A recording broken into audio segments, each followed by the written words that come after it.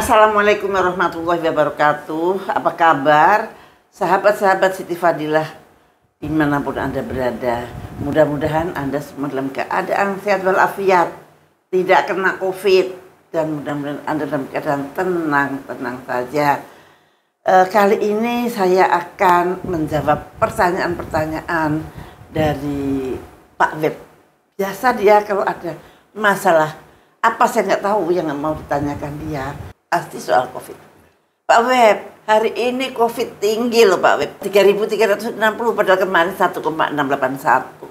Sekarang udah 3.300, sampai 2 kali lipat. Iya Bu, oleh karena itu makanya saya datang ke sini untuk kemudian berbincang-bincang kembali dengan Ibu untuk minta tanggapan Ibu apa yang sebaiknya dilakukan oleh masyarakat terhadap keadaan sekarang ini. Karena begini Bu, pemerintah itu punya beberapa kali sikap yang berubah-ubah dalam menghadapi kenaikan COVID yang tadi Ibu sebutkan. Di satu sisi seorang pejabat mengatakan PPKM level 1, ada yang bilang level 2, ada yang bilang kemudian tidak perlu PPKM tapi cukup pakai masker. Ini kan membuat masyarakat tidak tahu siapa yang harus diikuti dalam menghadapi keadaan sekarang ini Bu. Menurut Ibu gimana Bu?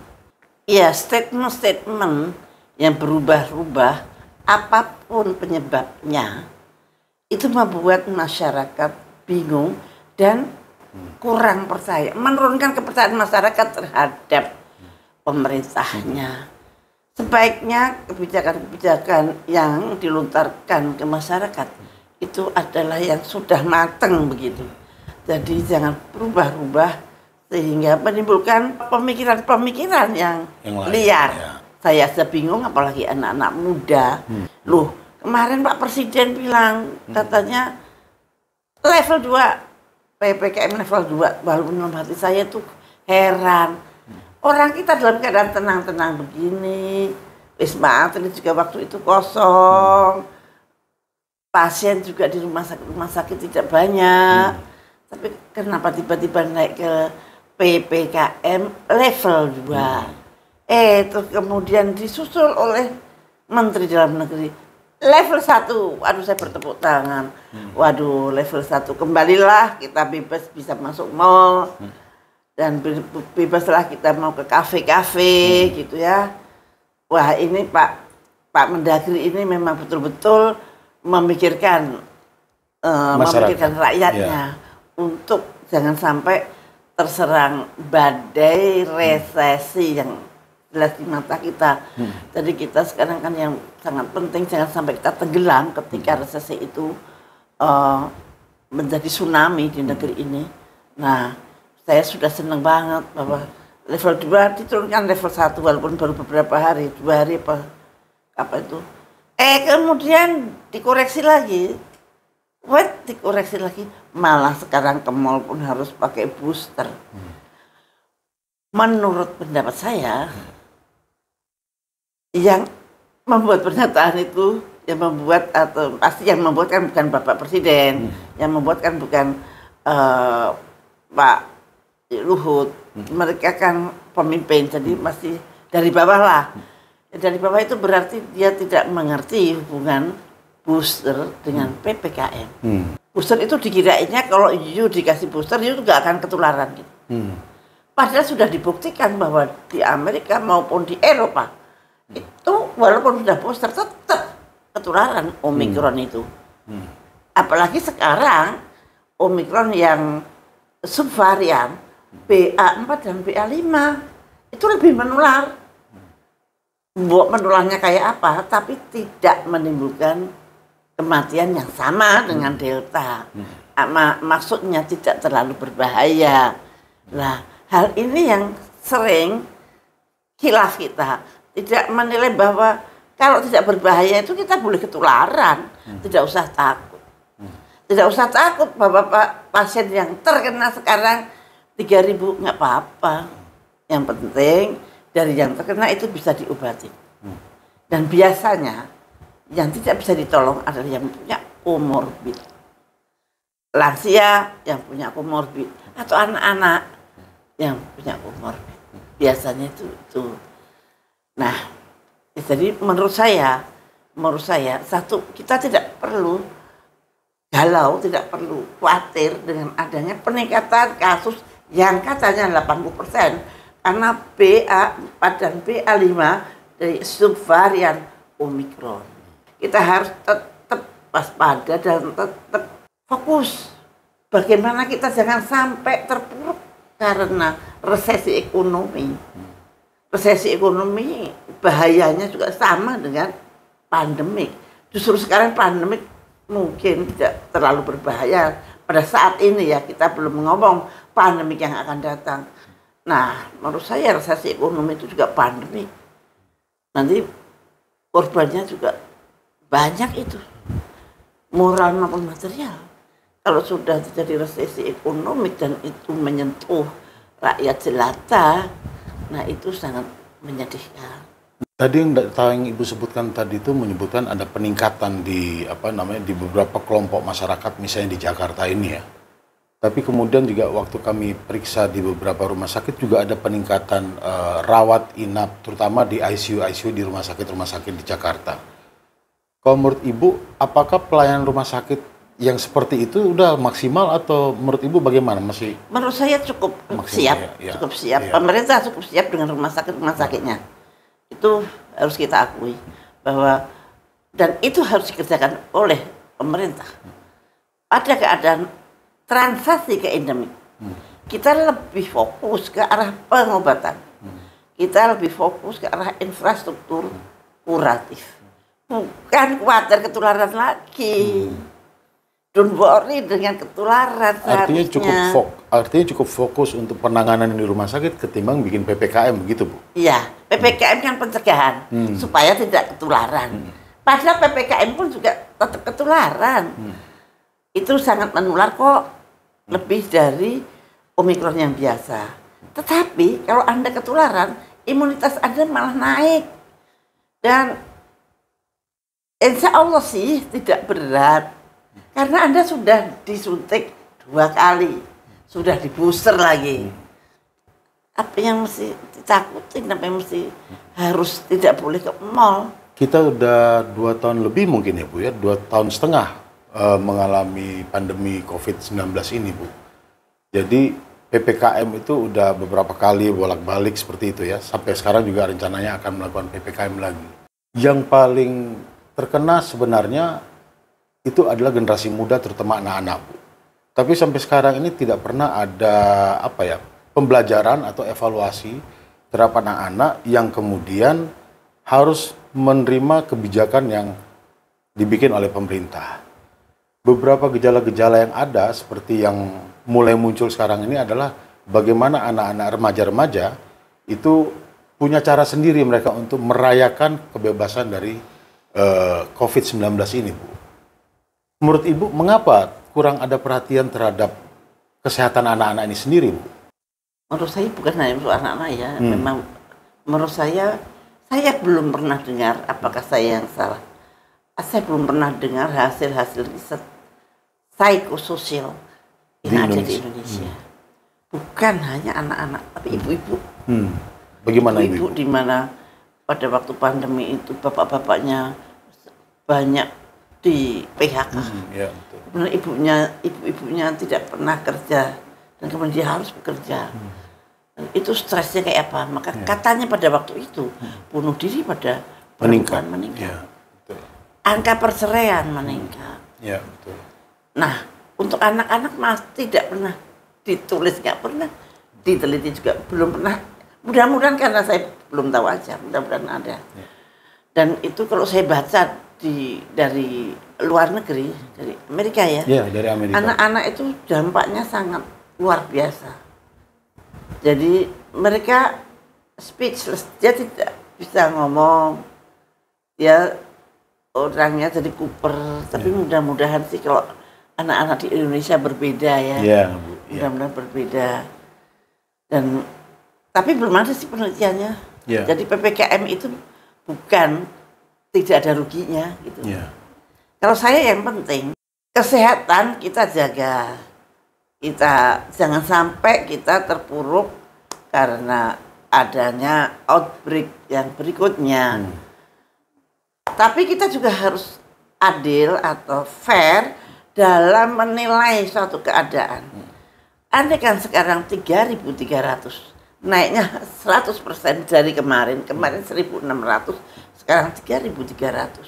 Itu apakah ini cukup signifikan? Belum tentu. Karena penduduk kita 270 juta, ingat. Dan kemarin pada waktu 1.600, DKI saja itu hanya 800. Jabodetabek itu cuma 832. Padahal Jabodetabek itu kira-kira 12 juta orang. Kalau yang terkena baru 800-an di antara 12 juta, itu masih memenuhi indikator bahwa masih bagus. Dan juga kan dulu itu Pak Jokowi pernah mengeluarkan satu konsep yang cukup efektif, yang namanya PPKM Mikro. Ya. Apakah sekarang ini masih bisa diterapkan nggak Bu kalau dengan jumlah yang kecil seperti itu? Ataukah ya PPKM seluruh? Korbannya nggak ada hampir. Gitu. Dulu waktu PPKM Mikro itu kan Delta. Nah, di mana-mana sakit, di mana-mana sakit, begitu Omikron nggak perlu. Gitu loh. Tapi ya saya nggak ngerti, kadang-kadang statement-statement itu mengaget-ngagetkan. Dan nggak ada angin, nggak ada hujan, tiba-tiba nanti Juli akan terjadi ledakan. Dasarnya apa? Sering-sering, loh kok bisa tahu? Emangnya lo yang nyebar kan bukan? Kok bisa tahu sih? Kayaknya kenal sama yang nyebarin. Kan nggak ada yang nyebarin. Besok Juli, pertengahan Juli akan meningkat. Itu suatu hal yang seperti itu sebenarnya kita harus hindari dari sekarang. Mengingat bahwa pandemi ini akan terus sampai tahun 2030 dan kita nggak tahu pandemi seperti apa yang akan datang.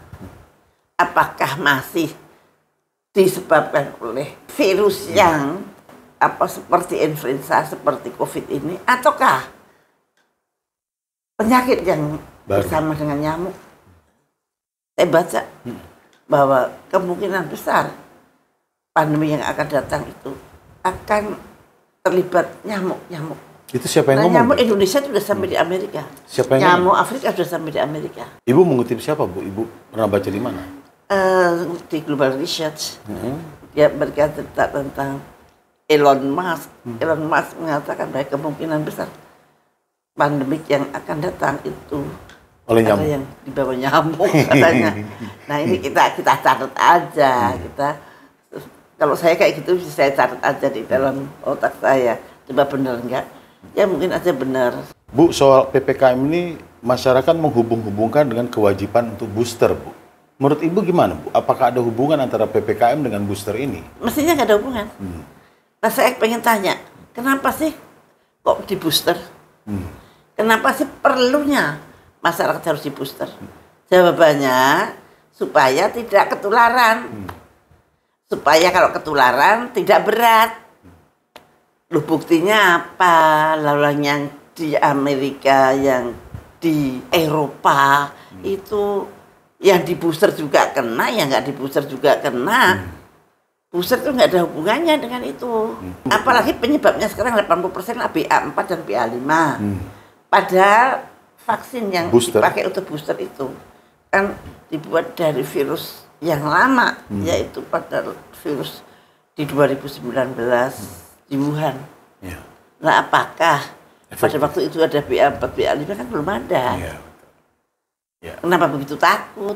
Jadi menurut Ibu, masyarakat apa yang harus dilakukan untuk dalam keadaan seperti ini, Bu? Dalam keadaan bingung ini, dalam keadaan ada masyarakat jangan bingung. Masyarakat jangan bingung dan tetaplah waspada, tetap tegar dan fokus untuk memikirkan ekonomi, jangan sampai terpuruk ekonomi keluarga masing-masing. Karena kita akan menghadapi badai resesi yang kita tidak bisa membayangkan. Kalau ibu-ibu siap, insya Allah kita semua siap dan itu fokuslah ke situ. Sambil tentu saja kita berperilaku hidup sehat, bersih dan sehat. Cuci tangan, pakai sabun, pakai masker bila Anda kontak-kontak dengan orang. Walaupun saya tidak pernah memikirkan adanya COVID lagi, tetapi saya sering pakai masker karena sudah terbiasa daripada ditularin penyakit lain gitu, mesti pakai masker. Nah itu diteruskan untuk menjaga kesehatan. Jadi di samping menjaga kesehatan, juga jaga dapur Anda, jaga dapur Anda tetap menyala dengan cara yang halal tentu saja. Nah ini kalau Anda fokusnya ketakutan karena sakit, saya takutnya, saya khawatirnya Anda tidak mikir lagi bagaimana mencari agar dapur Anda mengepul. Dan marilah kita eratkan tali persahabatan antar warga dan antar masyarakat Indonesia. Tolong menolong itu sudah menjadi warisan leluhur kita. Kita tidak pernah bisa melihat tetangga kita kelaparan. Janganlah sampai ada tetangga kita Ya, tidak bisa makan.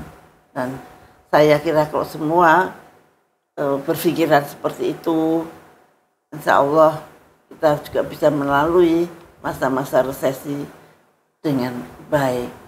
Dan ingatlah, resesi itu membayangi pandemik. Jadi kalau Anda fokus kepada pandemik doang, tidak fokus kepada resesi, maka nanti juga akan sulit. Maka PPKM harus betul-betul dihitung. Apakah akan mengganggu ekonomi atau tidak. Nah ini ahli-ahli ekonomi yang bisa menghitung.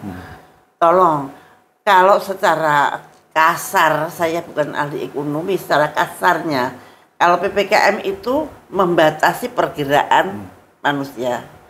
Kalau pergerakan manusia dibatasi, maka otomatis pergerakan ekonomi juga terbatas. Padahal kita sedang akan bangkit, kita sedang merangkak untuk berdiri kembali. Kalau baru akan berdiri kemudian diberi beban yang berat, maka kita akan terpuruk lagi. Dan itu yang saya khawatirkan. Maka teman-teman semua, hati-hatinya itu adalah yang secara akal sehat saja. Anda harus hidup bersih dan sehat. Jangan takut kalau ketularan. Ketularannya seperti flu biasa. Istirahat, kemudian minum yang banyak dan sebagainya. Don't worry, jangan takut. Kemudian kita makanan sehat, kita berjemur, kita olahraga yang baik dan sebagainya. Gitu ya, untuk meningkatkan imunitas. Dan jangan lupa berdoa. Jangan lupa tebalkanlah iman Anda pada Tuhan. Menurut kepercayaan Anda masing-masing. Yang tidak bisa dipisahkan. Jangan pernah putus asa untuk mengepulkan asap dapur Anda. Tidak ada pekerjaan yang hina. Dan tidak ada usaha yang tidak mungkin. Maka tetap semangat. Ayo kita semua melawan resesi ekonomi ini. Dan juga melawan bila ada pandemi lagi. Baik Ibu, terima kasih banyak untuk kesempatan pada sore hari ini. Semoga Ibu tetap bisa memberikan arahan-arahan semangat pada rakyat di hari-hari yang akan datang. Terima kasih banyak Bu. Terima kasih kembali. Demikianlah para sahabat Siti Fadilah, bincang-bincang yang singkat karena adanya isu-isu tentang COVID, dan saya kira itu perlu untuk Anda ketahui semua. Mudah-mudahan Anda bisa meresapinya sebagai tambahan ilmu pengetahuan yang sedikit, tapi mudah-mudahan bermanfaat bagi Anda sekeluarga. Demikianlah, sampai ketemu di kesempatan yang akan datang. Wassalamualaikum warahmatullahi wabarakatuh.